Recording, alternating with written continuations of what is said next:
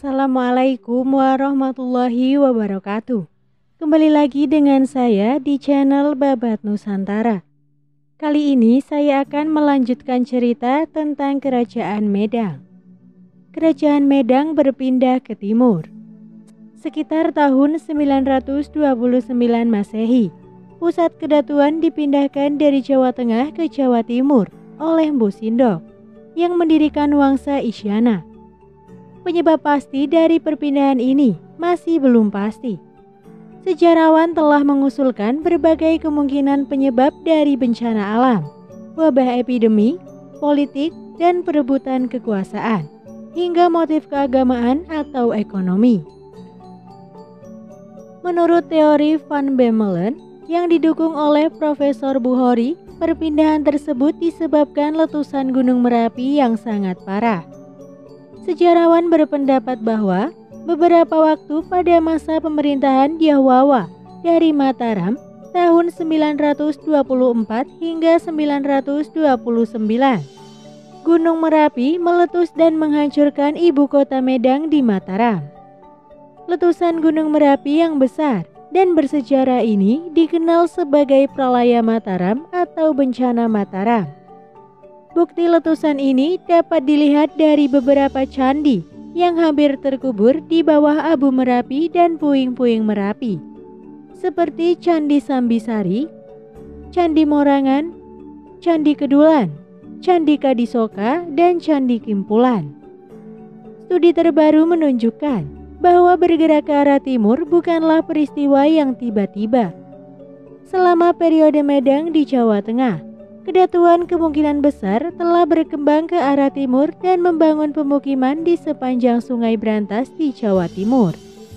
Lebih mungkin bahwa langkah itu dilakukan secara bertahap dalam jangka waktu panjang. Penyebab perpindahan itu juga dimotivasi oleh berbagai faktor, baik alam, ekonomi, atau politik. Prestasi Sangguran berasal dari tahun 982 Masehi, ditemukan di Malang, Jawa Timur pada abad ke-19. Menyebutkan nama Raja Jawa Sri Maharaja Rakai Pangkaja Dyah Wawa Sriwijaya Loka Manotungga atau Dyah Wawa, yang kemudian memerintah wilayah Malang. Ini menunjukkan bahwa bahkan pada saat masa pemerintahan Dyah Wawa, wilayah Malang di Jawa Timur sudah termasuk dalam wilayah Kerajaan Medang. Prasasti tersebut membuat unsur-unsur tentang pergeseran kekuasaan yang akibatnya terjadi ke Jawa Timur. Menurut prasasti Turian 929 Masehi, Mpu Sindok memindahkan ibu kota ke Tamulang dan kemudian memindahkannya lagi ke Watugaluh. Sejarawan mengidentifikasi nama-nama itu dengan daerah Tambelang dan Megaluh dekat Jombang, Jawa Timur. Meskipun Mpu Sindok membangun dinasti baru atau Wangsa Isyana, Mpu Sindok sangat terkait erat dengan leluhurnya di bumi Mataram, sehingga ia dianggap sebagai kelanjutan dari garis keturunan Raja Jawa yang membentang dari Sanjaya. Selama masa pemerintahannya, Mpu Sindok menciptakan cukup banyak prasasti, sebagian besar terkait dengan pembentukan tanah sima atau tanah bebas pajak. Prasasti-prasasti ini antara lain Prasasti Linggasutan, Prasasti Gulung-Gulung, Prasasti Cunggrang, Prasasti Ceru-Ceru, Prasasti Waharu, Prasasti Sumbur, Prasasti Wulik, dan Prasasti Anjuk Ladang. Apapun alasan sebenarnya di balik perpindahan pusat politik Medang dari Jawa Tengah ke Jawa Timur, peristiwa ini menandai akhir dari sebuah era kebesaran Syailendra di Mataram. Memang, aktivitas pembangunan candi telah turun-temurun sejak era Dyah Balitung dalam skala, kualitas, dan kuantitas. Namun periode Jawa Timur, Kerajaan Medang tidak meninggalkan jejak nyata dari struktur candi, apapun yang sebanding dengan era Syailendra di Jawa Tengah sebelumnya. Mungkin Kerajaan Medang tidak lagi memiliki niat dan sumber daya untuk memulai proyek konstruksi skala besar. Hubungan dengan Bali. Mpu Sindok digantikan oleh putrinya Isyana Tunggawijaya. Menurut prasasti Gedangan 950, Ratu Isyana menikah dengan Sri Lokapala, seorang bangsawan dari Bali. Dia kemudian digantikan oleh putranya Makutawangsawardhana. Kemudian prasasti Pucangan tahun 1041, Raja Makutawangsawardhana memiliki seorang putri bernama Mahendradatta. Makutawangsawardhana digantikan oleh putranya yaitu Dharmawangsa Teguh. Kemudian Dharmawangsa memindahkan ibu kota lagi ke Wawatan, diidentifikasi sebagai daerah Wotan dekat Madiun sekarang ini. Adik Dharmawangsa, Mahendradatta, kemudian menikah dengan Udayana Warmadewa, raja berdahulu di Bali. Laporan ini menunjukkan bahwa entah bagaimana Bali telah diserap ke dalam lingkup pengaruh Mandala atau Kerajaan Medang. Dalam perkembangan sastra, Raja Dharmawangsa juga memerintahkan menerjemahkan Mahabharata ke dalam bahasa Jawa kuno pada tahun 996. Hubungan dengan Sriwijaya. Kerajaan Medang memiliki hubungan yang intens dengan Sriwijaya di Sumatera. Pada periode sebelumnya, hubungan keduanya sangat dekat dan erat. Karena raja-raja Shailendra di Jawa telah membentuk aliansi dengan raja-raja Sriwijaya di Sumatera, dan kedua kerajaan bergabung dalam satu dinasti. Namun pada periode berikutnya, hubungan itu memburuk menjadi peperangan. Ketika Dharmawangsa Teguh melancarkan upaya untuk menaklukkan Palembang dan pembalasan yang dilakukan Sriwijaya terhadap Medang. Di daerah timur, Medang menaklukkan Bali dan pulau itu menjadi wilayah Mandala Medang. Ekspansi ke luar negeri. Pada tahun 767, Pantai Tongkin dihantam oleh serangan Jawa atau Daba dan Kunlun di sekitar Hanoi yang sekarang adalah ibu kota Tonkin atau Annam. Di sekitar Sontai, mereka dikalahkan di tangan Gubernur Changpoi setelah Kunlun dan Jawa atau Sepo menyerang Tongking pada tahun 767. Champa kemudian diserang oleh kapal-kapal Jawa atau Kunlun pada tahun 774 dan 787. Pada tahun 774, sebuah serangan diluncurkan ke Ponagar di Natrang, di mana para perompak menghancurkan kuil-kuil. Sementara pada tahun 787, sebuah serangan diluncurkan ke Pangrang. Beberapa kota pesisir Champa mengalami serangan angkatan laut dan serangan dari Jawa. Armada Jawa disebut sebagai Javabala Sanghair Navagatai atau Angkatan Laut dari Jawa yang tercatat dalam prasasti Champa. Semua serangan ini diyakini diluncurkan oleh Wangsa Sailendra, penguasa Jawa dan Sriwijaya. Kemungkinan penyebab penyerangan orang Jawa di Champa mungkin didorong oleh persaingan perdagangan dalam melayani pasar Cina. Prasasti 787 berada di Yangtiku, sedangkan prasasti 774 adalah Ponagar. Di Provinsi Kautara pada tahun 774, kuil Sivalinga Champa di Ponagar diserang dan dihancurkan. Sumber Champa menyebutkan penyerbu mereka sebagai orang asing, pelaut, memakan makanan rendahan, penampilan menakutkan, luar biasa hitam dan kurus. Serangan 774 oleh orang Jawa terjadi di bawah kekuasaan Isvaraloka atau Satyawarman. Catatan Champa menyebutkan bahwa negara mereka dihantam oleh para perampok laut yang ganas, kejam, dan berkulit gelap, yang diyakini oleh para sejarawan modern oleh orang Jawa.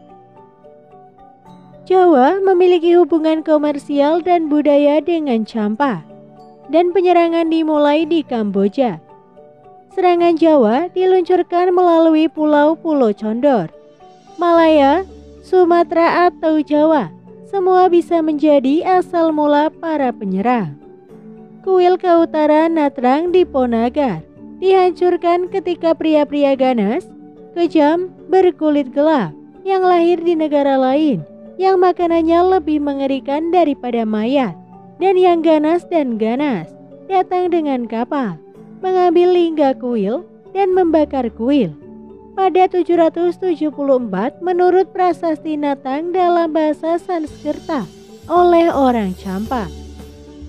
Pria yang lahir di negeri lain hidup dengan makanan lain, menakutkan untuk dilihat, gelap dan kurus serta tidak wajar, kejam seperti maut, melewati laut dengan kapal dan menyerang pada tahun 774.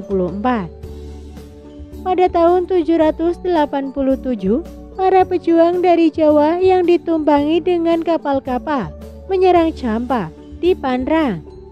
Kuil tersebut dibakar oleh pasukan Laut Jawa pada tahun 787 ketika Indrawarman berkuasa di tangan orang Jawa. Disebutkan bahwa tentara Jawa yang datang dengan kapal dari penyerangan tahun 787 dan serangan sebelumnya bahwa Satyawarman, Raja Champa, mengalahkan mereka pada saat mereka diikuti oleh kapal-kapal bagus dan dipukuli di laut. Dan mereka adalah orang-orang yang hidup dari makanan yang lebih mengerikan dari mayat. Menakutkan, benar-benar hitam, dan kurus, mengerikan dan jahat seperti kematian. Datang dengan kapal di prasasti Natrang Ponagar dalam bahasa Sanskerta, yang disebut mereka pria yang lahir di negara lain. Reruntuhan Candi Panduranga pada tahun 787 terjadi di tangan para penyerang. Champa adalah penghubung perdagangan penting antara Cina dan Sriwijaya. Majapahit dan para pendahulunya Mataram Jawa memiliki hubungan erat dengan Champa. Hubungan diplomatik Champa lebih lanjut dengan Jawa terjadi pada tahun 908 dan 911 pada masa pemerintahan Badawarman II yang memerintah pada tahun 905 hingga 917, di mana raja mengirim 2 utusan ke pulau itu.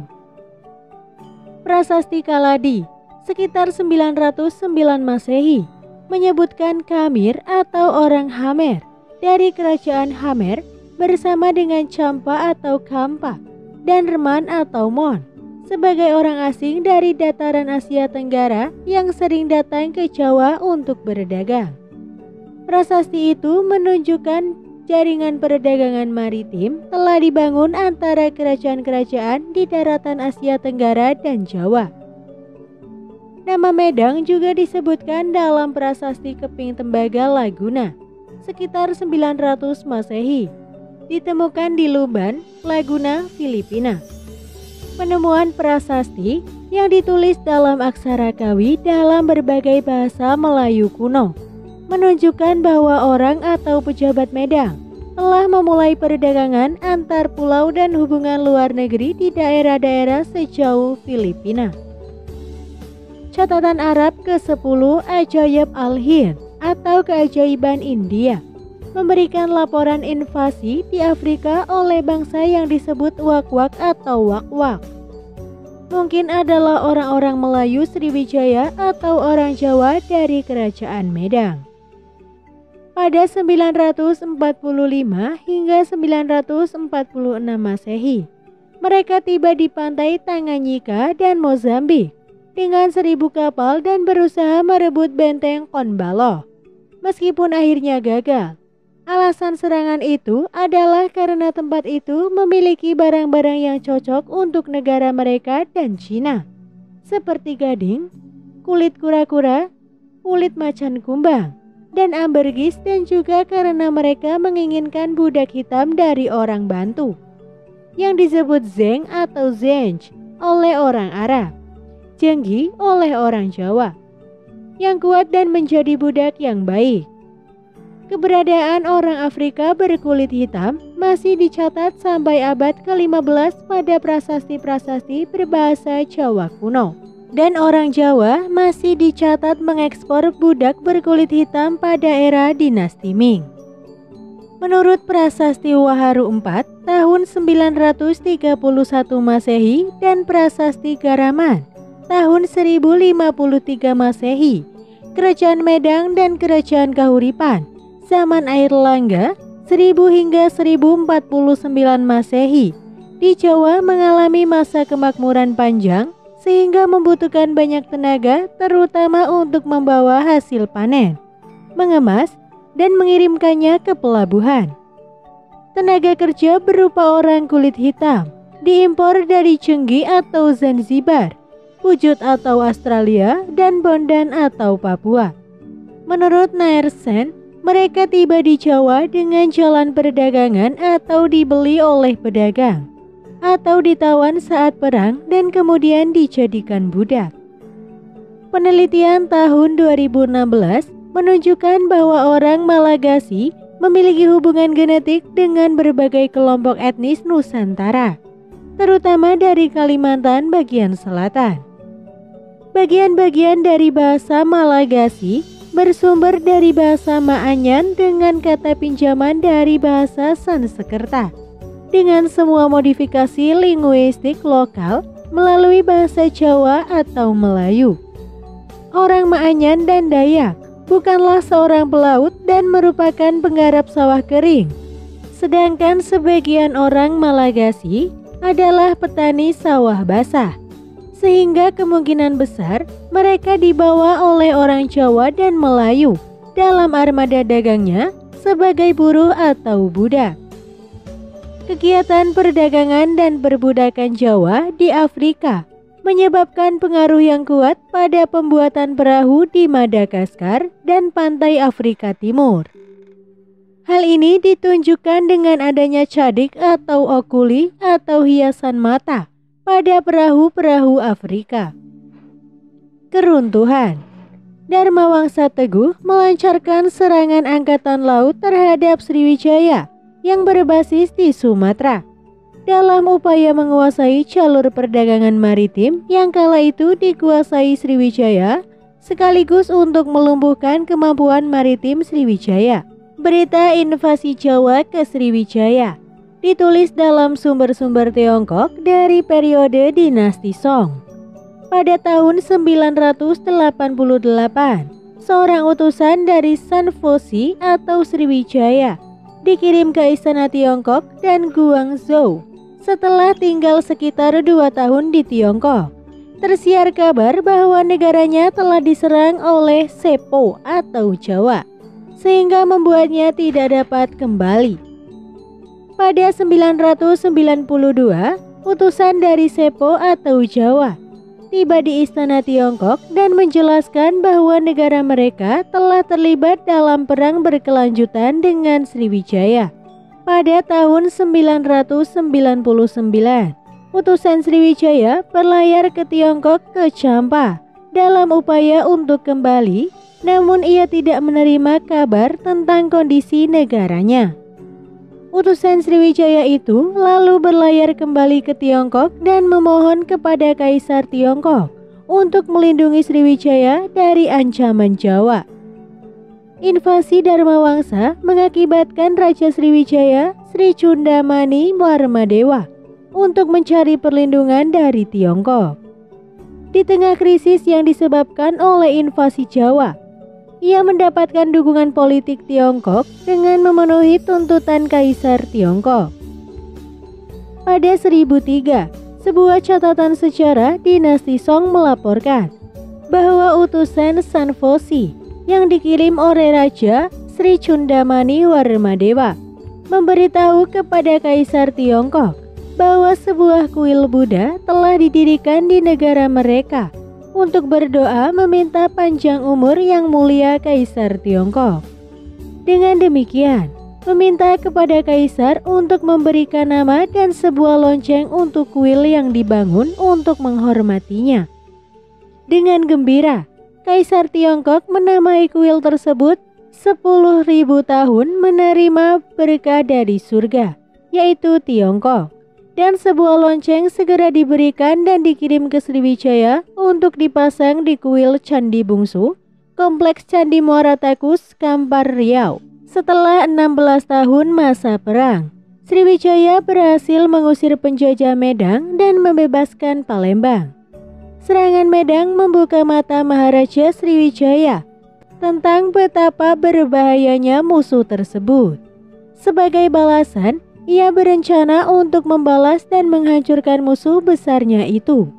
Pada tahun 1016, atas dukungan Sriwijaya, Haji Wurawari memberontak pada kekuasaan Medang. Haji Wurawari adalah pemimpin wilayah bawahan pemerintahan Medang. Pasukan Wurawari melancarkan invasi dari arah utara Luaram untuk menghancurkan istana Medang yang saat itu tengah melangsungkan pesta pernikahan.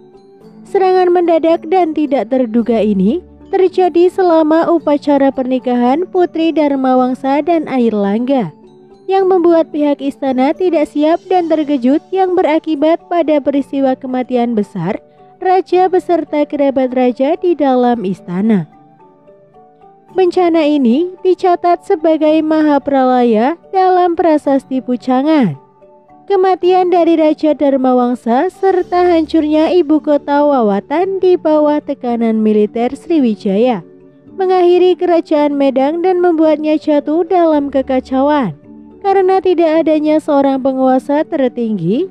Para panglima perang di setiap provinsi, daerah, dan pemukiman di Jawa Tengah dan Jawa Timur memberontak dan melepaskan diri dari pemerintahan pusat Medang untuk membentuk daerah otonom atau pemerintahannya sendiri. Selanjutnya, perampokan merajalela. Kerusuhan, kekerasan, dan kejahatan lebih lanjut terjadi beberapa tahun setelah kejatuhan Medang hingga merusak situasi negara. Airlangga adalah putra Raja Udayana Warmadewa dari Kerajaan Bedahulu Bali dengan Ratu Mahendradatta. Airlangga juga merupakan keponakan Raja Dharmawangsa yang terbunuh di dalam istana serta sisa keluarga Wangsa Isyana yang berhasil lolos bersama dengan Putri Dharmawangsa dan melarikan diri ke pengasingan di hutan pegunungan Vanagiri, Wonogiri di pedalaman Jawa Tengah. Kemudian menuju Sendang Made, Kudu, Jombang. Dalam pelarian dan pertapaannya, Airlangga didatangi utusan rakyat serta mendapatkan dukungan dari kaum pendeta dan senopati yang masih setia untuk kembali membangun kejayaan Medang. Pada 1019, dia tampil dan mendirikan sebuah kerajaan baru dan dianggap sebagai kelanjutan dari kerajaan Medang, dengan ibu kotanya di Watanmas yang terletak di sekitar dekat Gunung Penanggungan. Pemerintahan Medang. Raja merupakan pemimpin tertinggi kerajaan Medang. Sanjaya sebagai raja pertama memakai gelar ratu. Pada zaman itu, istilah ratu belum identik dengan kaum perempuan. Gelar ini setara dengan datu yang berarti pemimpin. Dalam bahasa Jawa, istilah ratu digunakan sebagai sinonim datu, sehingga di Jawa istilah keraton atau karatuan digunakan sebagai sinonim kedaton atau kadatuan. Ketika Rakai Panangkaran berkuasa, gelar ratu digantikan dengan gelar Sri Maharaja. Hal ini dapat dilihat dalam daftar raja-raja pada prasasti Mantiasi yang menyebutkan hanya Sanjaya saja yang bergelar Sang Ratu. Aparat birokrasi. Pada periode awal di Jawa Tengah, terdapat sebuah gelar yang banyak termaktub dalam prasasti-prasasti dari abad ke-8 hingga abad ke-10, yaitu gelar Raka, kadang ditulis Rakai.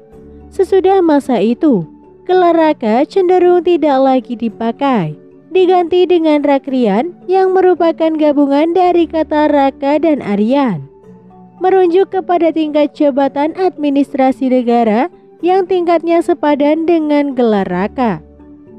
Penggunaan gelar Rakrian mulai ramai dipergunakan pada periode Jawa Timur dan berlangsung hingga zaman Kerajaan Kadiri, Singasari, dan Majapahit. Raka adalah seorang pemimpin atau penguasa yang telah berhasil menguasai sejumlah wanua, desa atau kelurahan, dan watak atau kecamatan. Wanua adalah wilayah kecil yang dipimpin oleh seorang rama atau bapak desa, dan gabungan dari sejumlah wanua, desa atau kelurahan disebut watak kecamatan yang dipimpin para raka. Dewan yang terdiri atas para rama disebut karaman, arti harfiahnya tanah para rama. Pada awal abad ke-8 hingga awal abad ke-10, di Jawa Tengah dikenal 4 pangkat jabatan yang disimpan setelah gelar Rakai Mahamantri, yaitu Hino, Halu, Sirikan, dan Waka. Walau prasasti-prasasti tidak menyebutkan secara rinci tingkat kepangkatan dari keempat jabatan tersebut, namun kemungkinan besar Rakai Mahamantri Hino menduduki hierarki tertinggi, tercermin dari penggunaan gelar tersebut ketika orang bersangkutan kemudian menyandang gelar raja. Rakai Mahamantri atau Rakrian Mahapati, Rakai Mahamantri Hino, Rakai Mahamantri Halu, Rakai Mahamantri Sirikan, dan Rakai Mahamantri Waka.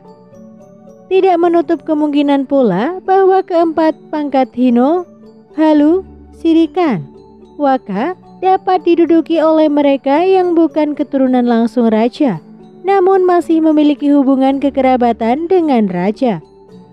Namun pada era Jawa Timur, jabatan Rakrian sebagai pengganti Raka, Mahamantri tidak lagi harus dipegang kerabat atau putra raja. Gelar yang dipakai di Kerajaan Medang berdasarkan temuan prasasti antara lain penguasa negara, Datu, Ratu, Sri Maharaja, jabatan administrasi, Rakrian atau Rakean. Rakrian Bini Haji dijabat oleh istri raja. Rakrian Kanuruhan, gelar setingkat Perdana Menteri. Rakrian Mahamantri dijabat oleh pewaris tahta atau putra mahkota, diduduki oleh mereka yang bukan keturunan langsung raja, namun masih memiliki kekerabatan dengan sang raja. Yang terakhir Rakrian Mapati, wakil utusan raja, jabatan setingkat Perdana Menteri. Penguasa daerah, Raka atau Rakai atau Rake, kepala daerah atau region, menguasai sejumlah watak atau kecamatan dan wanua, desa atau kelurahan. Rama menguasai wanua, karaman dewan yang terdiri atas para rama.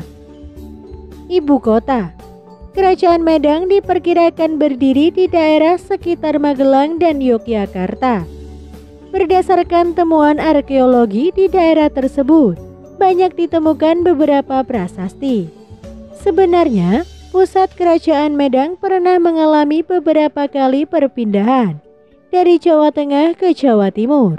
Beberapa daerah yang diperkirakan pernah menjadi lokasi ibu kota Medang berdasarkan analisis prasasti di catatan sejarah, antaranya Sanjaya di ibu kota Mataram Pohpitu, Provinsi Yogyakarta, Jawa Tengah, prasasti atau catatan sejarah Canggal dan Mantiasi. Rakai Pikatan, ibu kota Mamratipura, Provinsi Jawa Tengah, prasasti atau catatan sejarah Siwagra. Dyah Balitung, ibu kota Yawapura, Seposeng, Provinsi Jawa Tengah, prasasti atau catatan sejarah catatan dinasti Tang. Budaksa, ibu kota Polusiase, Provinsi Jawa Tengah, catatan dinasti Tang. Busindok, ibu kota Tamlang, Provinsi Jawa Timur, prasasti atau catatan sejarah Turian. Busindok, ibu kota Watugaluh, Provinsi Jawa Timur, prasasti atau catatan sejarah Parada. Dan Dharmawangsa, ibu kota Wawatan, Provinsi Jawa Timur, prasasti atau catatan sejarah Pucangan pada tahun 1041. Mataram secara geografi merujuk pada lokasi dari banyak ditemukannya penemuan arkeologi, prasasti, dan candi-candi yang mengawali dalam sejarah Indonesia. Wangsa yang berkuasa, Wangsa Syailendra. Teori Wangsa Ganda Syailendra Sanjaya yang diajukan Bos dan De Kasparis ini ditentang oleh beberapa sejarawan Indonesia di periode selanjutnya. Sebuah teori alternatif yang diusulkan oleh Purbajraka menunjukkan bahwa hanya ada satu kerajaan dan satu dinasti. Kerajaan disebut sebagai Medang dengan ibu kota bumi Mataram, dan dinasti yang berkuasa adalah Syailendra. Teori ini didukung dengan interpretasi Bukhari tentang prasasti Socomerto dan studi Purbajraka pada naskah Carita Parahyangan. Menurut Bukhari, tokoh yang bernama Dapunta Salendra pada prasasti Socomerto adalah cikal bakal raja-raja keturunan Syailendra yang berkuasa di Jawa dan Sumatera. Purbajraka berpendapat bahwa Sanjaya dan semua keturunannya adalah anggota keluarga Syailendra, yang awalnya adalah pemeluk agama Hindu Siwa. Kemudian berdasarkan prasasti Raja Sankara, putra Sanjaya, Rakai Panangkaran, masuk agama Buddha Mahayana. Dari rangkaian peristiwa sejarah tersebut, keturunan Syailendra yang kemudian memerintah Medang menjadi pemeluk agama Buddha Mahayana dan menjadi pelindung agama Buddha di Jawa hingga akhir masa pemerintahan Samaratungga. Hindu Siwa memperoleh kembali dukungan dari kerajaan pada masa pemerintahan Rakai Pikatan yang berlangsung sampai akhir kerajaan Medang. Pada masa pemerintahan Rakai Pikatan dan Dyah Balitung, Candi Hindu Trimurti Prambanan dibangun dan diperluas di sekitar Yogyakarta. Dengan perkataan lain, mungkin sekali pendapat Purbajraka adalah benar mengenai asal-usul Wangsa Syailendra, yaitu mereka adalah pribumi asli Nusantara dan bahwa hanya ada satu wangsa saja, Wangsa Syailendra yang anggotanya semula penganut agama Hindu Siwa atau Saiwa, tetapi sejak pemerintahan Rakai Panangkaran menjadi penganut agama Buddha Mahayana untuk kemudian kembali lagi menjadi penganut agama Saiwa sejak pemerintahan Rakai Pikatan. Wangsa Isyana. Ketika kerajaan Medang di Jawa Tengah hancur akibat letusan Gunung Merapi, menurut teori Van Bemmelen, Mpu Sindok kemudian memindahkan ibu kota Medang dari Mataram menuju Temmulang. Beberapa tahun kemudian, ibu kota dipindahkan lagi ke Watugaluh. Kedua istana baru itu terletak di daerah Jombang, Jawa Timur sekarang. Mpu Sindok tidak hanya memindahkan istana Medang ke Jawa Timur, tetapi ia juga dianggap telah mendirikan dinasti baru bernama Wangsa Isyana. Pelestarian budaya. Selain meninggalkan bukti sejarah berupa prasasti-prasasti tersebar di Jawa, Medang juga membangun banyak candi, baik itu yang bercorak Hindu maupun Buddha. Era ini dipandang sebagai zaman keemasan dari peradaban Jawa kuno yang telah meninggalkan warisan abadi dalam budaya dan sejarah Indonesia.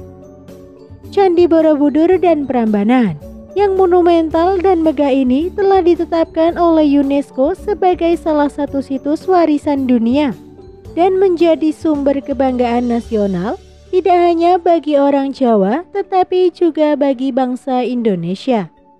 Tidak diduga bahwa dalam sejarah Indonesia ditemukan sebuah peradaban unggul yang begitu kuat dalam membangun konstruksi bangunan dan pembangunan candi yang menunjukkan penguasaan teknologi, tenaga kerja, manajemen sumber daya, penyempurnaan estetika dan seni, juga pencapaian arsitektur.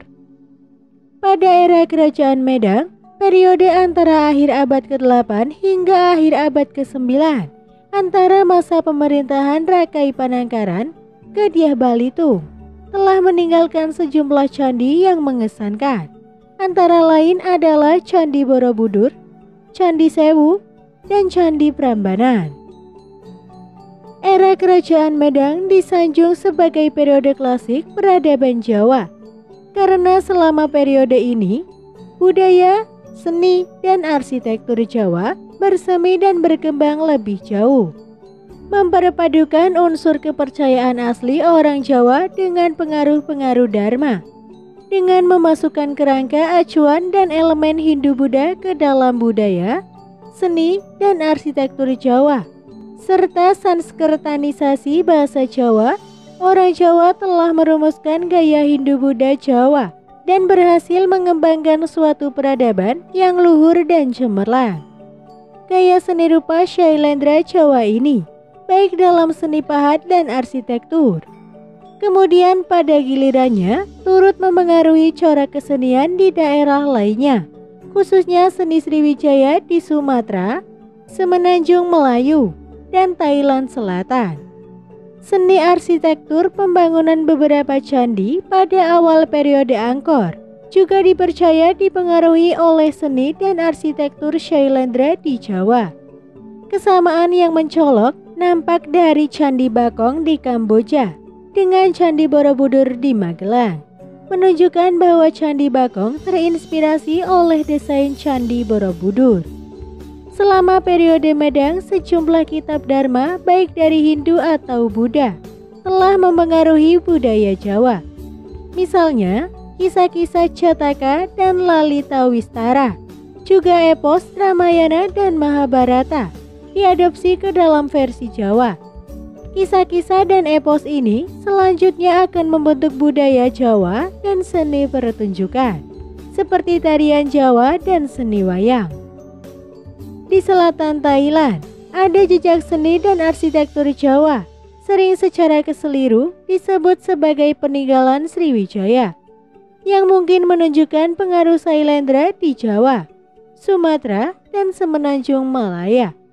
Contohnya adalah Praborom Mahatat di Cahaya yang dibangun dengan gaya Jawa yang terbuat dari batu bata dan mortar, sekitar abad ke-9 hingga 10. Pagoda Wat Kau di Cahaya juga berbentuk Jawa dan Pagoda Wat Long. Wat Mahatat asli di Nakhon, Sitamarat, kemudian dibungkus oleh bangunan bergaya Sri Lanka yang lebih besar. Demikianlah cerita yang dapat saya sampaikan. Kurang lebihnya mohon maaf. Tetap dukung channel kami dengan cara klik like, komen, dan subscribe. Wassalamualaikum warahmatullahi wabarakatuh.